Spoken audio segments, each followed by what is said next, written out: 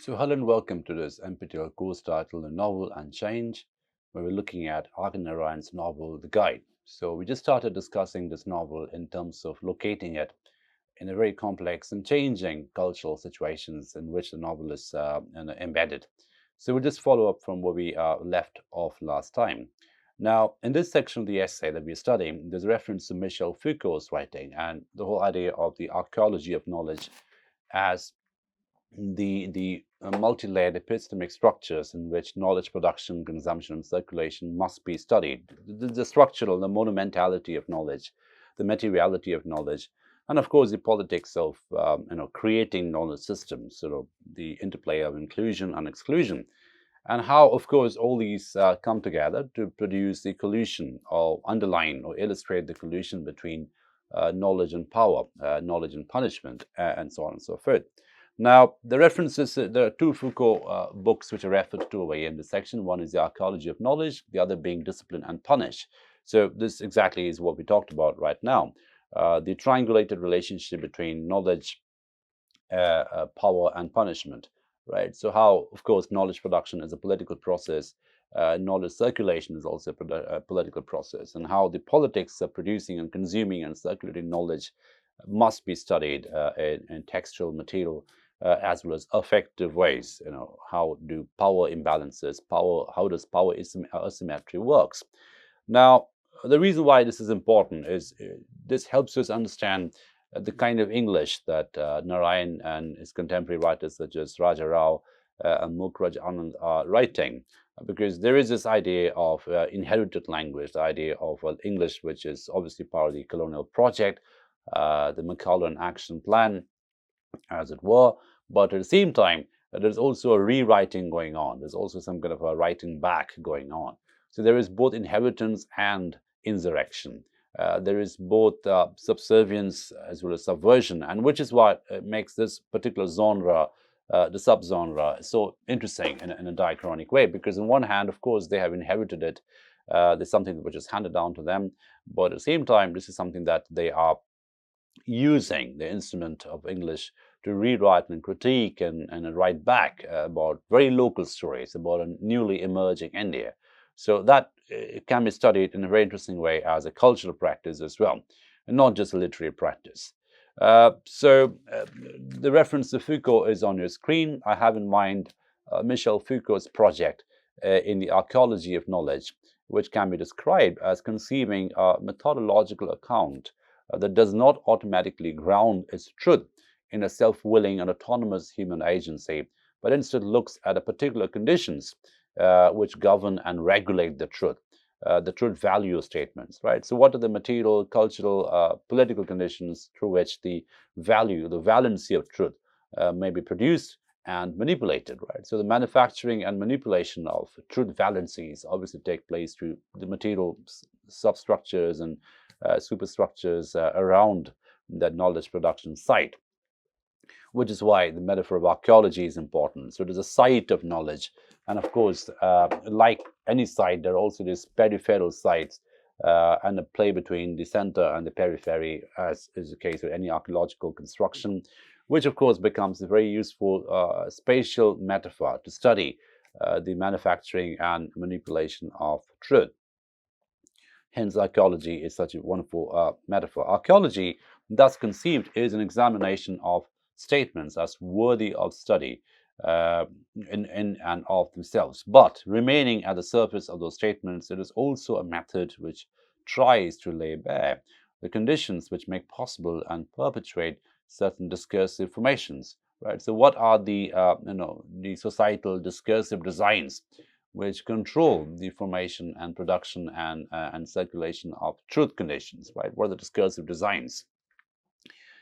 As Jan Hacking puts it, Foucault's project is to analyze discourse not in terms of who says what, but in terms of the conditions under which those sentences will have a definite truth value and hence are capable of being uttered. So the the conditions of iteration, in other words, the conditions in which iterations happen, the conditions in which truth is articulated, right? What are the material, social, discursive conditions in which iterations of truth are taking place? And oftentimes, what this kind of a lens allows us to understand is to look at how the materiality or the ecology of truth, really, and the environment of truth, really, it profoundly influences and shape the matter of truth, right? The idea, the matter, the statement, the ontological reality of knowledge. So there is this peripherality of material conditions, and of course we have the ontic quality of the truth condition. But of course, it is a very, very interactive process. So the iteration of truth happens through an interactive process with the subject and the object, the material and the mind, as it were. Now, of course, starting with discipline and punish, the birth of the prison, Foucault's attention was to move away, or move from the surface of words to the materiality in everyday practice. So the everyday iteration, the quotidian iterations, and the material conditions around those iterations, shaping and reshaping the process. But his formulation that discourse functions in ways that do not necessarily or always implicate human intention, which is itself only possible because of the terms in which a certain discourse allows and disallows, is productive, right? So there is a sense that the human is always already implicated in the material practices. And in that sense, whatever the subject iterates as truth or knowledge is profoundly shaped and colored and filtered through those material conditions, right? So in other words, this is pretty much what we're doing in this course. So we're looking at a work of fiction or fictional text, which may be said or seen as some kind of an iteration of fictional truth, creative truth, right? But that creative truth or fictional truth must be situated, must be located, must be studied in correspondence to the material ecological conditions which govern it. Okay, so it's a productive process of understanding, a productive process of inquiry. Now, why do we have to say, why did we go to Foucault and hacking for this? Because it sort of allows us to dial back to Narayan and Raja Rao in terms of what they're saying, in terms of the language use, in terms of the instrumentality of language, must also be situated in the discursive diagrams all the times. So it allows me to say that Narayan and Rao do not autonomously or willfully choose to be heavily influenced by English discourse. So it is part of the historical reality that they are influenced already by the English discourse at the time. But of course, what they choose to do is to rewrite it, is to critique it. So it's a bit of an insider's critique. So you're both situated within it as well as you're critiquing it. So it becomes a really complex process.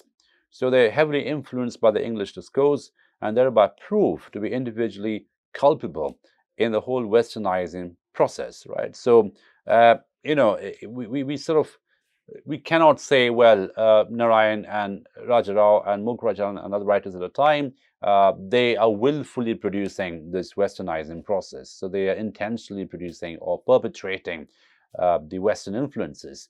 It's a historical reality that they are part of the influence, that they belong to the generation which inherited that influence in some sense. But at the same time, it doesn't stop there. It becomes more complex than that, because it really gives them the instruments through which it can self-critique that inheritance, self-critique that situatedness, right? So this is what the writer says right away.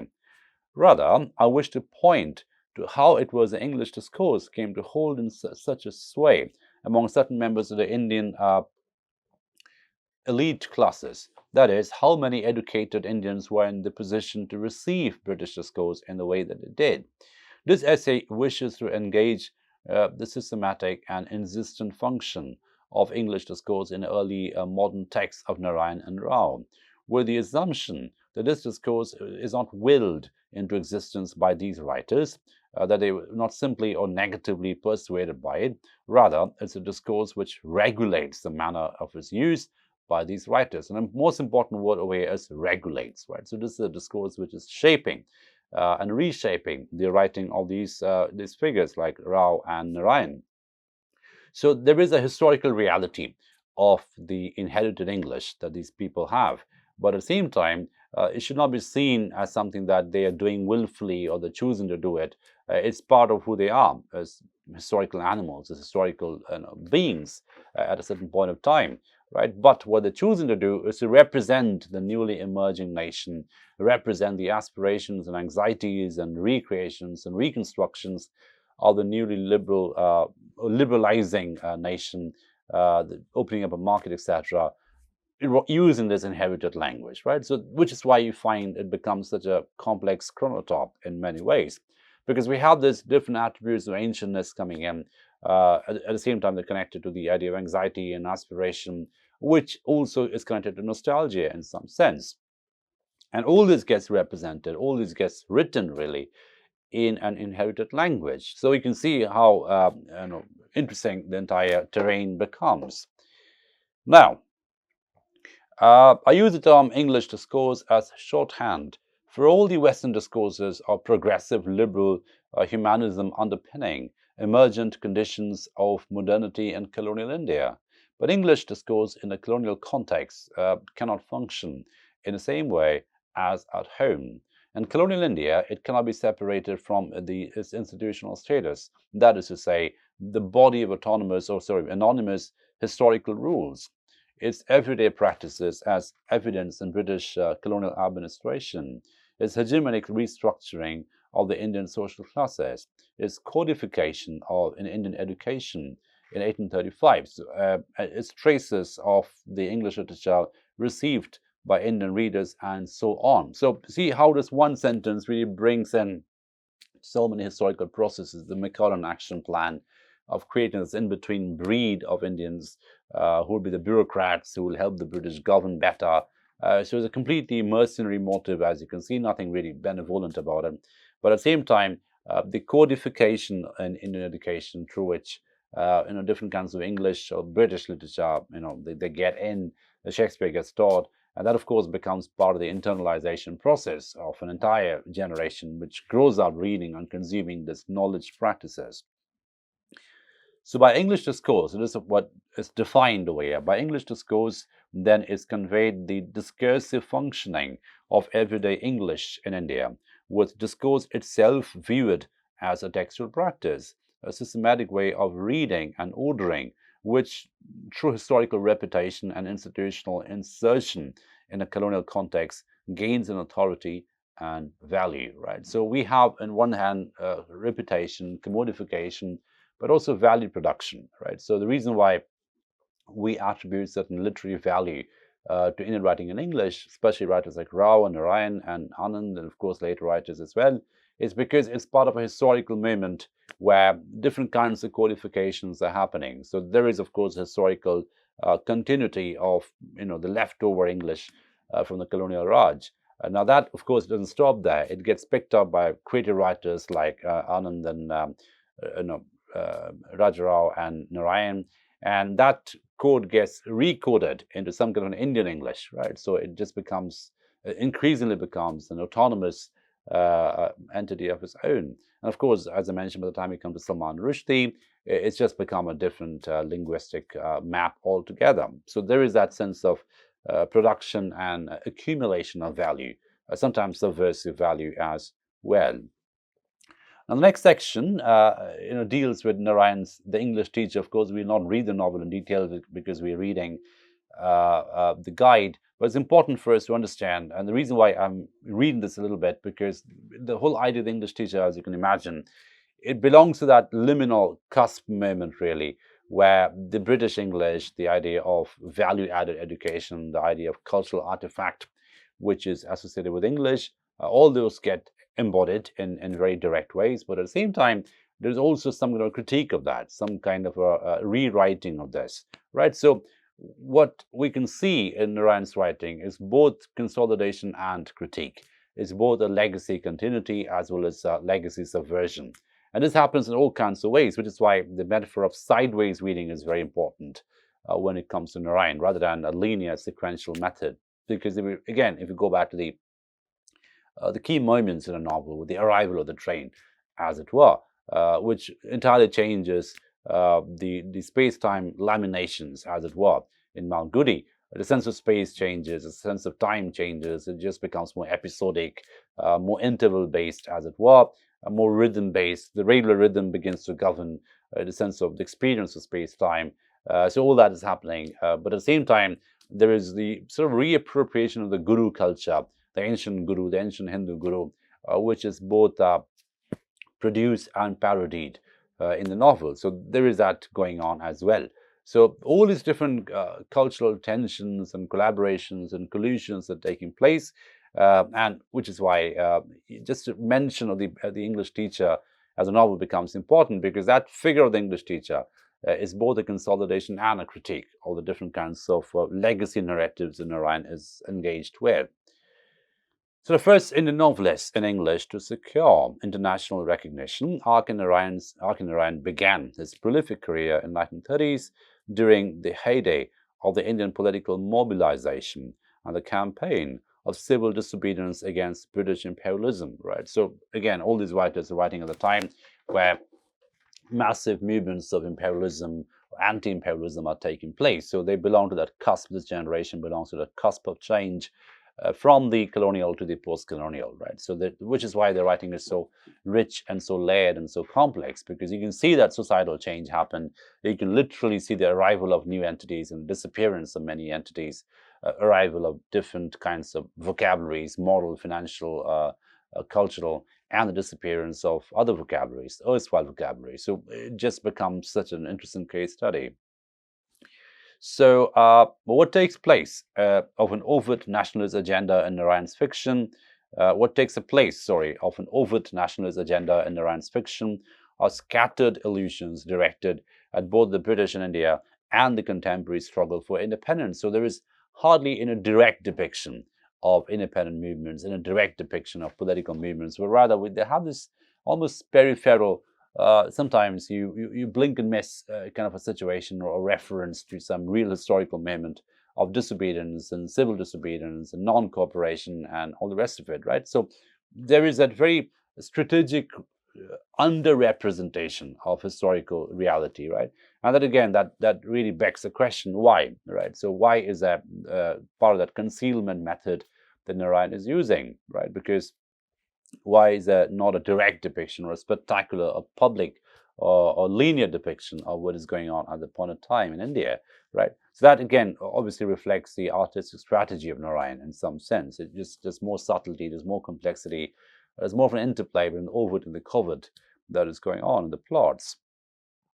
So these allusions, casually recorded, as it were, in the margins of his text, seem to tell a profoundly ambivalent story about Narayan's relation to the political and nationalist movements that were popular across India during his early writing period. So, just what just mentioned, the whole idea of the casual quality of the allusions, and what does it tell us about the ambivalence in Narayan's writing?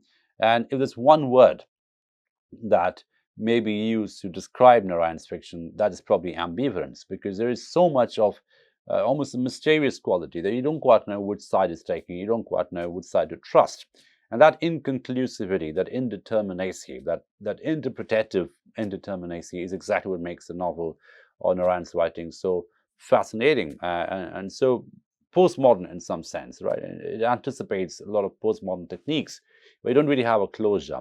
You have this sort of opening up of the sort of suspended moment, the open-ended moment, really, where all kinds of interpretations, all kinds of readings may be simultaneously valid and true, right? So that just becomes his writing strategy, which is why ambivalence is such a key word when it comes to Narayan.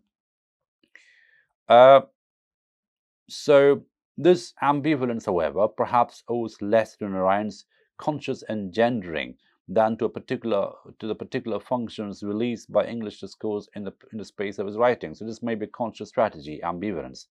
On the one hand, in the guise of the canonical British literary tradition to which Narayan was and is intensely affiliated, English discourse acts as the seductor, right? So the whole idea of that seductive, powerful engine of knowledge that is very much there, which is why the English teacher becomes such an important novel. English is that big machine of seduction, cultural seduction, aspiration, and all the rest of it.